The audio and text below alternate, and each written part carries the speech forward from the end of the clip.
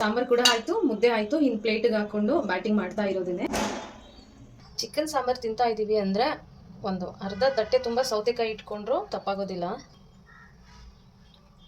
ನೋಡಿ ಇಷ್ಟು ಸಾಫ್ಟ್ ಆಗಿದೆ ಅಂದರೆ ಚಿಕನ್ ಪೀಸು. ಅಂದರೆ ಮುದ್ದೆ ತುಂಬ ಸಾಂಬಾರು ಇರಬೇಕು.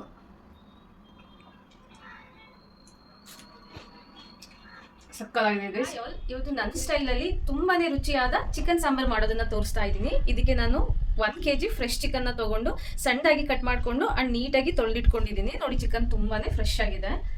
ಅಂಡ್ ಇದನ್ನ ಮ್ಯಾರಿನೇಟ್ ಮಾಡೋದಕ್ಕೆ ಮೊದಲನೇದಾಗಿ ನಾನು ಫಸ್ಟ್ ಒಂದು ಅರ್ಧ ಸ್ಪೂನ್ ಅರಿಶಿನ ಹಾಕೊಂತಾ ಇದ್ದೀನಿ. ಉಪ್ಪನ್ನ ಸೇರಿಸ್ತಾ ಇದ್ದೀನಿ. ಗಟ್ಟಿ ಮೊಸರನ್ನ ಹಾಕೊಳ್ತಿದ್ದೀನಿ. ಚೂರು ಕಾಳು ಮೆಣಸಿನ ಪುಡಿ, ಪೆಪ್ಪರ್ ಪೌಡರ್ ಅಂತೀವಲ್ಲ, ಅದನ್ನ ಸೇರಿಸ್ಕೊಂತಿದ್ದೀನಿ. ಕಸೂರಿ ಮೇಥಿನ ಹಾಕೊಳ್ತಿದ್ದೀನಿ. ಕಸೂರಿ ಮೇಥಿ ಹಾಕಿದ್ರೆ ಚಿಕನ್ ಟೇಸ್ಟ್ ತುಂಬಾನೇ ಎನ್ಹಾನ್ಸ್ ಆಗಿರುತ್ತೆ. ಫ್ರೆಶ್ ಆಗಿರೋ ಕೊತ್ತಂಬರಿ ಸೊಪ್ಪನ್ನ ಮಿಕ್ಸಿ ಜಾರ್ಗೆ ಹಾಕೊಂತಿದ್ದೀನಿ. ಹಾಗೆ ಸ್ವಲ್ಪ ಪುದೀನ ಸೊಪ್ಪು, 2 ಹಸಿಮೆಣಸಿನ್ಕಾಯಿ, ಇಷ್ಟನ್ನು ನೀರು ಹಾಕೊಂಡಿರ ನಾನು ಗ್ರೈಂಡ್ ಮಾಡ್ಕೊಬರ್ತೀನಿ. ಈಗ ರುಬ್ಬಿರೋದನ್ನ ಇದಕ್ಕೆ ಸೇರಿಸ್ಕೊಂಡು ಚೆನ್ನಾಗಿ ಮಿಕ್ಸ್ ಮಾಡ್ಕೋಬೇಕು.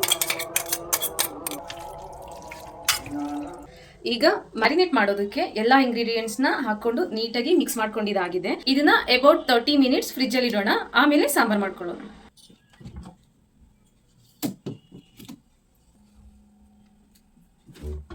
ಈಗ ಮಸಾಲೆನ ಫ್ರೈ ಮಾಡ್ಕೋಬೇಕು.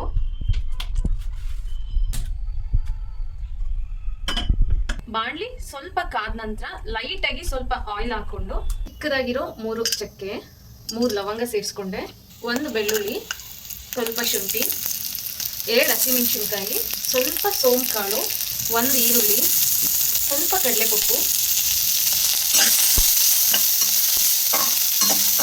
ಇಷ್ಟನ್ನ ಮೀಡಿಯಮ್ ಅಲ್ಲಿ ಫ್ಲೇಮ್ ಇಟ್ಕೊಂಡು ನಿಧಾನ ಉರಿನಲ್ಲಿ ಫ್ರೈ ಮಾಡ್ಕೋಬೇಕು. ಒಣಕೊಬ್ಬರಿನ ತುರಿದು ಸೇರಿಸ್ತಾ ಇದ್ದೀನಿ. ಅಂಡ್ ಫೈನಲ್ ಆಗಿ ಫ್ರೆಶ್ ಆಗಿರೋ ಕೊತ್ತಂಬರಿ ಸೊಪ್ಪು ಮತ್ತೆ ಸ್ವಲ್ಪ ಪುದೀನ ಸೊಪ್ಪನ್ನ ಸೇರಿಸಿ ಒಂದು 2 ನಿಮಿಷ ಇದೇ ರೀತಿ ನಿಧಾನ ಉರಿನಲ್ಲಿ ಫ್ರೈ ಮಾಡಿಕೊಂಡು ಇದೆಲ್ಲ ತಣ್ಣಗಾದ ನಂತರ ನಾವು ಗ್ರೈಂಡ್ ಮಾಡ್ಕೋಬೇಕು ಮಿಕ್ಸಿ ಜಾರ್ಗೆ ಹಾಕಿ. ಎಲ್ಲ ಮಸಾಲೆದು ಕಲರು ಎಷ್ಟು ಚೆನ್ನಾಗಿ ಚೇಂಜ್ ಆಗಿದೆ. ಇಲ್ಲಿ ತನಕ ಹುರ್ಕೊಂಡು ಆಮೇಲೆ ನಾವು ಸ್ಟವ್ನ ಆಫ್ ಮಾಡಿಬಿಟ್ಟು.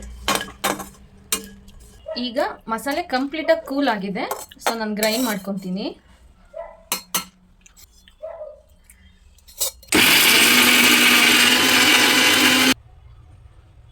ಈಗ ಅರ್ಧ ಗಂಟೆ ಆಗಿದೆ. ಚಿಕನ್ ಕೂಡ ಮ್ಯಾರಿನೇಟ್ ಆಗಿದ್ದಾಯಿತು. ಆ್ಯಂಡ್ ಈ ಕಡೆ ನಾನು ಮಸಾಲೆ ಕೂಡ ರುಬ್ಬಿ ಇಟ್ಕೊಂಡಿದ್ದೀನಿ. ಇನ್ನು ಚಿಕನ್ ಸಾಂಬಾರು ಮಾಡೋದಕ್ಕೆ ನಾನೊಂದು ದೊಡ್ಡ ಕಡಾಯಿನ ಸ್ಟವ್ನ ಆನ್ ಮಾಡಿ ಇಟ್ಟಿದ್ದೀನಿ. ಸ್ವಲ್ಪ ಹೀಟ್ ಆಗಲಿ. ಈಗ ಒಂದು ಅರ್ಧ ಸ್ಪೂನ್ ಹೋಮ್ ಮೇಡ್ ಬಟರ್, ಮನೆಯಲ್ಲೇ ತಯಾರಿಸಿದಂತಹ ಬೆಣ್ಣೆನ ಹಾಕ್ಕೊಳ್ತಿದ್ದೀನಿ. ಎಣ್ಣೆ ಯೂಸ್ ಮಾಡ್ತಿಲ್ಲ, ಸಾಕಿಷ್ಟು ಬೆಣ್ಣೆ ಹಾಕ್ಕೊಂಡ್ರೆ. ಈಗ ಸಣ್ಣದಾಗಿ ಕಟ್ ಮಾಡಿರೋ ಈರುಳ್ಳಿನ ಸೇರಿಸ್ತಾ ಇದ್ದೀನಿ. ಈರುಳ್ಳಿ ಲೈಟಾಗಿ ಬ್ರೌನ್ ಕಲರ್ ಬರೋ ತನಕ ಫ್ರೈ ಮಾಡ್ಕೋಬೇಕು. ನೋಡಿ ಈರುಳ್ಳಿ ಈಗ ಲೈಟಾಗಿ ಕಲರ್ ಚೇಂಜ್ ಆಗಿದೆ ಬ್ರೌನ್ ಕಲರ್ಗೆ. ಸೊ ನಾನು ಈ ಟೈಮಲ್ಲಿ ಮ್ಯಾರಿನೇಟ್ ಮಾಡ್ಕೊಂಡಿರೋ ಚಿಕನ್ನ ಸೇರಿಸ್ತಾ ಇದ್ದೀನಿ.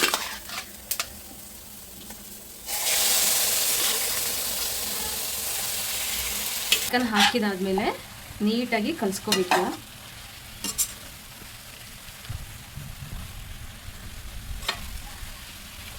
ನೀರೆಲ್ಲ ಬಿಟ್ಕೊಂತಿದೆ.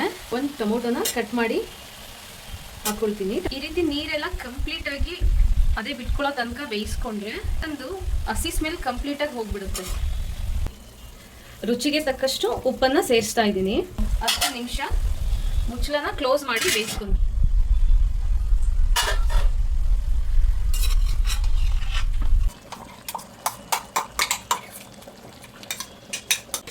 ಆಹಾ, ಚಿಕನ್ ಪೀಸ್ ನೋಡ್ತಾ ಇದ್ರೆ ಮುತ್ತಿಡಬೇಕು ಅನ್ನಿಸ್ತಿದೆ. ಆ ಥರ ಮಾಡಿಕೊಟ್ರೆ ಯಾರು ತಾನೇ ಮನೇಲಿ ತಿನ್ನೋದಿಲ್ಲ ಹೇಳಿ. ಫೈನಲ್ ಆಗಿ ಚಿಕನ್ ಮಸಾಲ ಪೌಡರ್, ಇದು ಜಸ್ಟ್ 1 ಸ್ಪೂನ್ ಅಷ್ಟು ಚಿಕನ್ ಮಸಾಲಾನ ಸೇರಿಸ್ತಾ ಇದ್ದೀನಿ. ಚೆನ್ನಾಗಿ ತಿರುಗಿಸ್ಕೊಳ್ಳಿ ಚಿಕನ್ ಮಸಾಲ ಹಾಕಿದಾದ್ಮೇಲೆ. ಇನ್ನು ಈ ಕಡೆ ಚಿಕನ್ ಸಾಂಬಾರ್ ಕೂಡ ರೆಡಿ ಆಗ್ತಿದೆ. ಚಿಕನ್ ಸಾಂಬಾರ್ಗೆ ರಾಗಿ ಮುದ್ದೆ ಇದ್ರೆ ಎಷ್ಟು ಚೆನ್ನಾಗಿರುತ್ತಲ್ಲ. ಸೊ ಸೈಡಲ್ಲಿ ರಾಗಿ ಮುದ್ದೆ ಕೂಡ ರೆಡಿ ಮಾಡ್ಕೊತಿದ್ದೀನಿ.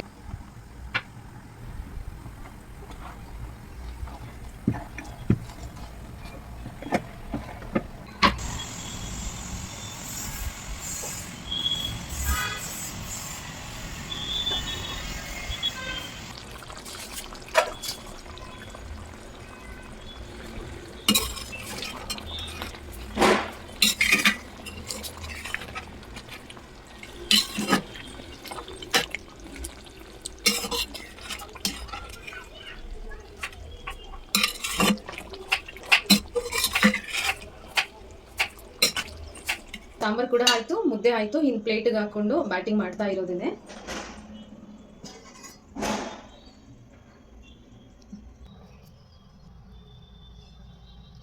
ಚಿಕನ್ ಸಾಂಬಾರು ತಿಂತಾ ಇದ್ದೀವಿ ಅಂದರೆ ಒಂದು ಅರ್ಧ ತಟ್ಟೆ ತುಂಬ ಸೌತೆಕಾಯಿ ಇಟ್ಕೊಂಡ್ರು ತಪ್ಪಾಗೋದಿಲ್ಲ.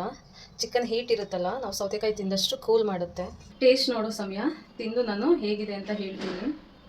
ನೋಡಿ ಇಷ್ಟು ಸಾಫ್ಟಾಗಿದೆ ಅಂದರೆ ಚಿಕನ್ ಪೀಸು. ನೋಡಿ ಸಾಂಬಾರನ್ನ ಸುಮ್ಮನೆ ನೀರು ಮಾಡ್ಕೊಳೋದಲ್ಲ, ಈ ಥರ ನಾವು ಮುದ್ದೆನ ಹಾಕೊಂಡ್ರೆ ಮುದ್ದೆ ತುಂಬ ಸಾಂಬಾರು ಇರಬೇಕು.